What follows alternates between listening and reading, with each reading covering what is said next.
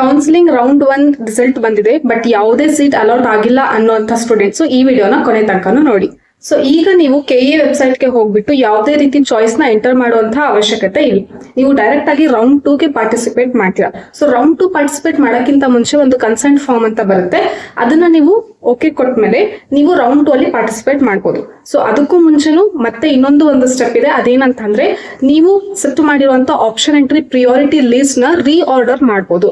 So ಈಗ ನೀವು ಕುತ್ಕೊಂಡು ಏನ್ ಮಾಡ್ಬೇಕು ಅಂತಂದ್ರೆ, ಯಾವ ಕಾಲೇಜ್ ನ ಸೆಲೆಕ್ಟ್ ಮಾಡಿದ್ರೆ ಪ್ರಿಯಾರಿಟಿ ಲಿಸ್ಟ್ ಅಲ್ಲಿ ಯಾವ್ದನ್ನ ಚೇಂಜ್ ಮಾಡಿದ್ರೆ ನಿಮಗೆ ಸೀಟ್ ಸಿಗ್ಬೋದು based on your ranking and college cut off, ಯಾವ್ದು ಸೂಟ್ ಆಗುತ್ತೆ ಅಂತ ನೋಡಿ ಇಟ್ಕೊಂಡ್ಮೇಲೆ ಯಾವಾಗ ಸ್ಟಾರ್ಟ್ ಆಗುತ್ತೆ. So it's probably will start from August 15th onwards.